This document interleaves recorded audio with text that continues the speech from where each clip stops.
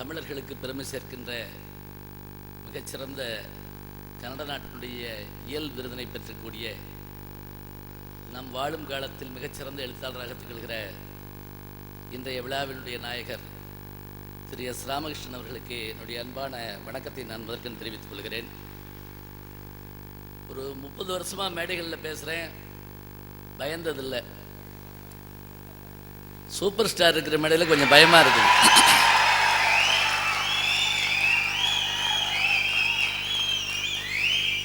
காரணம் என்ன அப்படின்னா, நாம் ரொம்ப ரசிக்கிற விரும்புகிற அவர்களை சந்திக்க மாட்டாமா என்று எண்ணுகிறன அவர்களையெல்லாம் ஒருவேளை இது கனவோ அப்படின்னு நம்மெல்லாம் சில சமயம் நினச்சி கிள்ளி பார்த்துக்கிற மாதிரி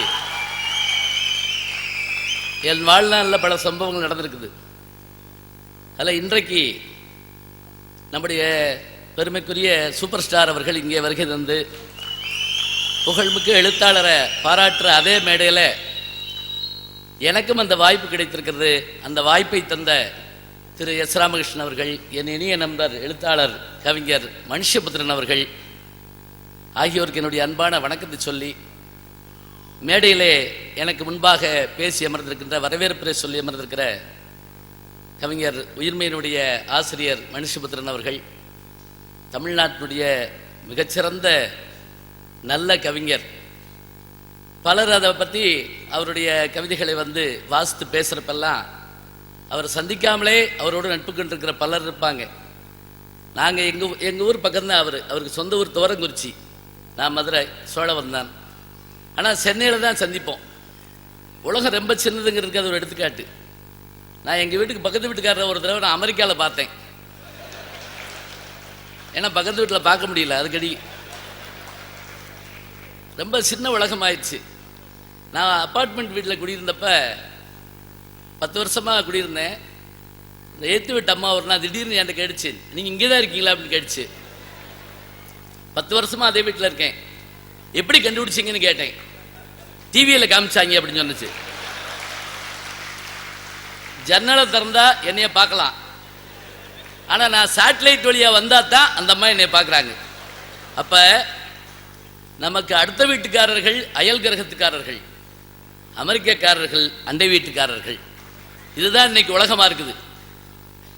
திரு மனுஷபுத்திரன் அவர்களுடைய நல்ல முயற்சி, அவர்களுக்கு என்னுடைய வணக்கத்தை சொல்லி, அதே போல் முன்பாக பேசி அமர்ந்திருக்கிற திரு ஐயா பெருமாள் அவர்கள், தமிழ்நாட்டில் எத்தனை பேரை உருவாக்கியவர் அவர். அவருடைய பேச்சு, அவருடைய வாழ்க்கை முறை, வார்த்தையும் வாழ்க்கையும் ஒன்றாக இருக்குமாறு வாழ்ந்தவன் பாரதி என்றால் அப்படிப்பட்ட மனிதர்கள் ஒருவர் நம்முடைய பெருமாள் அவர்கள். எஸ் ராமகிருஷ்ணன் அவர்கள் தன்னுடைய எழுத்திலே சொல்லியிருப்பார், நான் இப்படி வர காரணமே திரு பெருமாள் போன்ற பெருமக்கள் தான் எனக்கு உதவியாக இருந்தார்கள் அப்படின்னு. அதே போல எனக்கு முன்பாக பேசி அமர்ந்திருக்கிற என் இனிய நண்பர், பேச்சாளர்களில் பேச்சாளர்னு நான் சொல்றது யாருன்னா ஐயா இறையன்பு ஐஏஎஸ் அவர்களை தான். இப்ப தாமஸ் ஆல்வா எடிசன் சொல்றப்ப அவர் மக்களின் விஞ்ஞானி அப்படிம்பாங்க.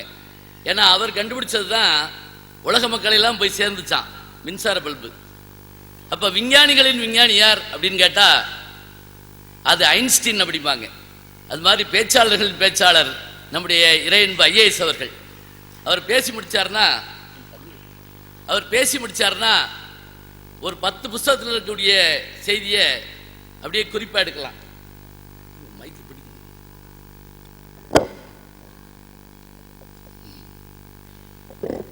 பொதுவாக தண்ணி குடிக்க மாட்டேன், 1 மணி நேரம் வகுப்படுத்தாலும் இங்க எல்லாமே இழுக்குது. இந்த ஈர்த்தல்னு சொல்றோம் இல்லையா, புவியீர்ப்பு விசை மாதிரி. அதே போல பேசி சென்றிருக்கிற என்னுடைய இனிய நண்பர், விருதுகளுக்கு சொந்தக்காரர் கவிப்பேரரசு வைரமுத்து அவர்களுக்கும் என்னுடைய வணக்கத்தை சொல்லி, திரு விஜயசங்கர் அவர்கள் ஃப்ரண்ட்லைனுடைய ஆசிரியர், அவருக்கும் என்னுடைய வாழ்த்து சொல்லி, எல்லாத்துக்கும் மேலாக வருகின்ற பெருமை சேர்த்திருக்கிற உங்களுக்கு தான் நாங்கள் என்ன தரப்போகிறோம் சொல்லுங்க பார்க்கலாம். ஒன்றும் இல்லைங்க, அன்பு ஒன்று தான் உங்களுக்கு எங்களால் நாங்கள் தர முடியும். எத்தனை சந்தோஷம், எவ்வளவு மகிழ்ச்சி. எல்லாரிடத்திலும் இருந்து என்கிட்ட சும்மா கேளுங்க, ஒன்றும் இல்லை. இருந்து பார்க்கிற அந்த மகிழ்ச்சி, ஏன்னா மகிழ்ச்சியை வெளிப்படுத்துகிற முறை இது. உங்களுக்கே என்னுடைய அன்பான வணக்கத்தை சொல்லி, ஏன்னா நானும் அதுக்காக தானே மதுரையிலேருந்து வந்திருக்கேன்.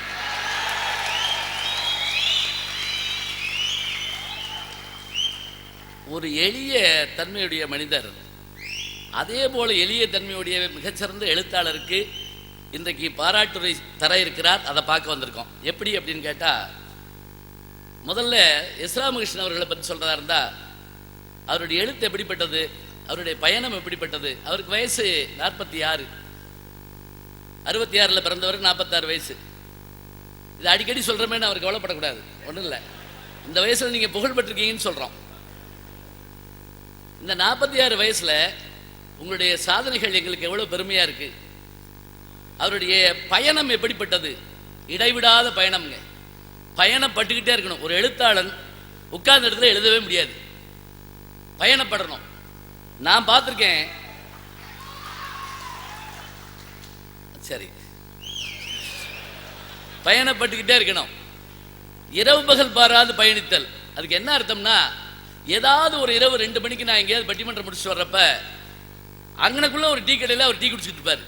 எங்கிருந்தோ வந்து எங்கேயோ போயிட்டு இருப்பார். அவர் சொல்வது போல, எனக்கு தெரிஞ்சு 33 மொழிகள் தெரிந்த ஒரு மேதை இந்தியாவில் யாருன்னு கேட்டால் ராகுல சாங்கித்யாயன். வால்கா முதல் கங்கை வரை என்ற ஒரு அற்புதமான நூலை படைத்தவன். அந்த 33 மொழிகளில் தமிழ் மொழியும் தெரியும். அந்த வால்கா முதல் கங்கை வரை என்ற அந்த அற்புதமான நூல், அது எப்படிப்பட்டது அப்படின்னு சொன்னா, அது தமிழில் வந்தபோது அந்த பதிப்பை திருப்தி கொடுத்தவர் யாருன்னு கேட்டால் ராகுல சாங்கித்யாயன். சில நாட்களுக்கு முதல்ல என்னுடைய இனிய நண்பர் பத்மஸ்ரீ கமலஹாசன் அவருடைய வீட்டு ஒரு திரைப்பட விழாவுக்கு போயிருந்தோம். அப்படி போயிருந்த போது அவர்கள் சந்தித்து பேசிக்கிட்டு இருந்தான். அப்போ வீட்டில் வந்திருக்காங்களான்னு அவர் என்கிட்ட கேட்டார். நான் உடனே சொன்னேன், நான் சன்னியாசம் போனாலும் குடும்பத்தோடு தான் போவேன் அப்படின்னு நான் சொன்னேன். இவ்வளவுதாங்க சொன்னேன். அதை கேட்டு சூப்பர் ஸ்டார் பட்ட சந்தோஷத்தை பார்த்தீங்கன்னா, சொல்லிட்டு அதோட விட்டா பரவாயில்ல. ஒரு வாரம் கழிச்சு நான் பொள்ளாச்சியில் பேசிட்டு இருக்கேன். ராத்திரி 11 மணிக்கு ஃபோனில் கூப்பிட்றாருங்க. நான் முதல்ல நம்பவே இல்லை, யாரோ மிமிக்ரி பண்ணுறாங்கன்னு நான் நினச்சிக்கிட்டு இருந்தேன். 11 மணிக்கு கூப்பிட்டு என்ன பாராட்டுங்கிறீங்க. உண்மையை மெய் செலுத்து போன ஒரு விஷயமாக நான் கருதுகிறேன். காரணம் என்ன அப்படின்னா, அந்த எளிவந்த தன்மையினால் தான் இன்றைக்கு அவர் வந்து எல்லாருடைய மனதில் விற்றிருக்கிறார். மறக்கக்கூடாது. எல்லாரையும் வரவேற்று எல்லாரோடையும் பேசி அந்த கலகலப்பு தன்மை இருக்கு பாருங்க, அதுதான் அவருக்கு நூறாண்டு வாழ்வதற்கான வகையை செய்யும். அதே போல நல்ல நகைச்சுவையா அதை சந்தோஷமா கேட்டு ரசிக்கணும். இப்ப நாங்க கூட எப்படி ஜெயிக்கிறோம் அப்படின்னு கேட்டா, நல்ல நகைச்சுவைகளை சொல்லித்தான் வகுப்பறையிலே உட்கார வைக்கிறோம். இன்னொன்னு, திரு எஸ் ராமகிருஷ்ணன் அவர்கள் இவ்வளவு பயணப்படுறார், இவர் செய்யறாருன்னா அதற்கு அவருடைய குடும்பத்தாரை முதல்ல வாழ்த்தணுங்க. அவங்களுடைய துணைவியார் வந்து மேடையில் எல்லாருக்கும் பரிசு வழங்கினாங்க. அவருடைய குடும்பம், நல்ல மனைவி நல்ல குடும்பம் இருந்தால் தான் நிறைய சாதனை பண்ண முடியும். சூப்பர் ஸ்டாருடைய குடும்பம் அவருக்கு ஒரு எடுத்துக்காட்டு. நல்ல துணை இருந்து செய்கிறாங்க. இன்னொன்று கூட சொல்லாமே, வீட்டில் நல்ல பேர் வாங்குறது ரொம்ப கஷ்டம், எனக்கும் தெரியும். நோபல் பரிசு வாங்கின விஞ்ஞானி மனைவிட்டு போய் கேட்டால் கூட அவர் எப்படின்னு கேட்டால் அந்த அம்மா சொல்லுவாங்க, கொஞ்சம் பத்தாது அப்படிங்கம்மா. வெண்டைக்காய் வாங்கிட்டு சொன்னால் கத்திரிக்காய் வாங்கிட்டு வந்துடுவார் அப்படின்னு. அவருக்கு அதுக்காக நோபல் பரிசு கொடுத்தாங்க. சமீபத்தில் லண்டனில் ஒரு வெடிகுண்டு இது ஏற்பட்டு ஒரு நாய் மாத்திரம் நின்றுட்டு இருக்கு. அப்போ அந்த நாய் என்ன பண்ணியிருக்காங்க, பிடிச்சி வச்சுக்கிட்டு இந்த வெடிகுண்டை எப்படிடா எடுத்தாங்க அப்படின்னு சொல்லி பார்த்து அதை வச்சிருந்த பயங்கரவாதிகள் ஓடி போயிட்டாங்க.